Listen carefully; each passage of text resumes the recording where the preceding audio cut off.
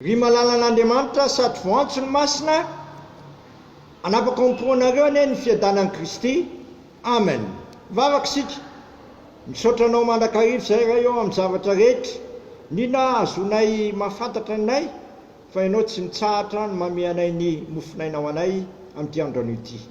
Dia vokiso zavatso avy amin'ny teninao zay manananay hery faherezana ka afanay miapika amin'ny fizaham-toetra zay tsy maintsy lalovanay aty amin'ity zao tontolo zao ty. Dia amin'ny anaranao Jesosy teny tonga nofo naovana zay mivavaka zany. Amen. Ny anjara mofinainao antsika amin'ity andro asabotsy 10 Martsa 2022 ity ry havana dia bokin'ny Mpitsara toko 7:5. Mpitsara toko 7:5 vakina amin'ny anaran'i Jesosy manao hoe: any firenena navelan'i Jehovah hoentiny mizaha toetra ny Israely, dia zay rehetra tsy manahita ny ady rehetra tany Kanana, mba ho fantatry ny taranan'Israely izany amin'ny ampianaran'ny hiady, indrindra fa zay tsy mbola nalala izany akory teo aloha. Dia ireo andriana 5 tamin'ny Filistina ka nanita rehetra Sidoniana ny vita anonona tany an-tendrombohitry Libanona atreo akaiky ny Bala Hermona ka hatramin'ny lalana makany Hamata, ary nentina izaha toetran'ny Israely ireo mba halalana na eny ny didin'i Jehovah zay nasainy nandidiny Mosesy ny razana izy na tsy. Ary ny zanak'Israely nonona teo amin'ny Kananita sy ny Etita sy ny Amorita sy ny Perzita sy ny Vita ary ny Jebosita, ary naka ny zanakavaviny reny ho vadiny izy, sady nanome ny zanam-vavy ho vadiny zanakalany reny, ka nanompo ny Andriamanina. Ray masino manamasinanay amin'ny fahamarinana, ny teninao amin'ny fahamarinana. Amen.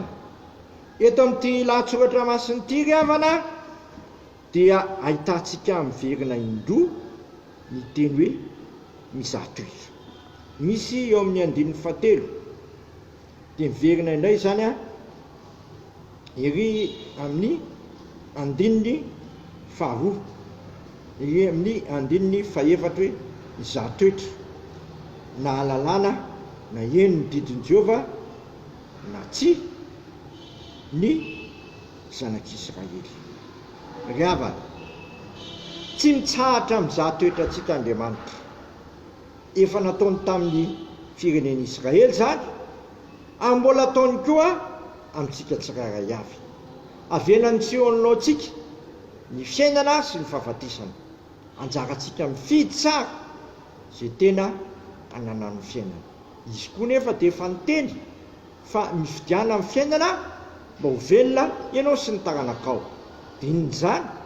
Dia ny tian'i Jehovah Andriamanitra ao amin'ny fonao rehetra, amin'ny herinao rehetra sy ny fanahinao rehetra ary ny sainao rehetra. Kanefa indraindray tsika ry havana dia tsy metefa amin'Andriamanitra ny fitiavantsika, fa mitefa amin'ny zava-kafa. Ary eo no malahirana amin'ny fanarana ny tompo. Tsika raha teo moa dia mora mivilivily manoloana ireo karazany zavatra hita amin'ny masontsika sy ny sofintsika. Amin'ny soratra ramasina raha teo nefa niteny hoe mijery an' Jesosy Kristy ilay tompo ny finoantsika sy mpanefa azy. Koa aokantsika ry havana tsy ihemy feo afa-tsy ny feon'Andriamanitra rery ihany, ary tsy banjina afa-tsy Jesosy Kristy rery ihany zay hanim-pahalalana antsika sy mpamonjy antsika sy mahay manafaka antsika amin'ny faotantsika rehetra na tamin'ny lasa na nankehitriny ary amin'ny hoavy. Izy raha teo moa efa mifonao antsika amin'ny fonana manakizay ho tsika hitorako amin'ny Jesosy Kristy, ohatsika eny ny feon'Andriamanitra rery ihany, satria ny tenin'Andriamanitra raha teo no misy ny taridalana ahafahantsika mandroso bebe koa amin'ny fanarana ny tompo fa kanamiza montsika fa izy manana teny fiainana manakizay ho antsika. Amen. Misaotranao zay raha eo fa ambaranao manakarivo fa tsy mitsahatra ianao mizaha toetranay, ary avelanao hitranga ny zavatra maro samihafa mba halalana anay na tena tia iainao ny Jehovah zay na tena tia azo tokoa ka nahaka ny didinao.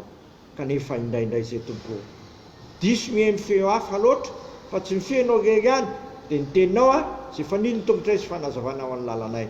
dia meny teninao mandrakarivo izay tompo. Okanako ako tsofinay zany, akitadalana anay satria ny teninao no any alalanay ny marina ritra, satria ny teninao dia famarinana avokoa. Dia mamindafo aminay mamelany eto kay dia amin'izao sisy izao zay dia ny teninao ihany no tanterahanay eo ambany fitarian'ny fananao masina. Dia sitrakay ny ary vavaka hoe ranay izay ny an-danitra, mamasina ane ny naranao, ho tonga ane ny fanjakanao, atao ane ny sitraponao ety an-tany tahaka ny an-danitra. Mino ny anina sahazo anay ary mamelany elokay tahaka na melana izay meloka taminay, aiza nitondra anay mifakapanahy fa manafanay amin'ny ratsy fanao ny fanjakana sy ny hery ary voninahitra manakizay. Amen. Raiso ny tsodrano izay tononona amin'ny anaray zanaka fanahy masina, raiso amin'ny finoana sy fanantenana ary fitiavana izany. Tanterahany tompo amintsika isam-batandrony izany manao hoe mitahanareo ane ny tompo ka miaro anareo, mampamirapiratra ny tavany aminareo ane ny tompo ka mamindra fo aminareo, manandratra ny tavany aminareo ane ny tompo ka manome anareo fiadanana. Matoky izay niantso anareo sady izany na rehefa izany voninahitra ane ho an'Andriamanitra rery any amin'ny anaran'ny Ray sy ny Zanaka ary ny fanahy masina. Amen.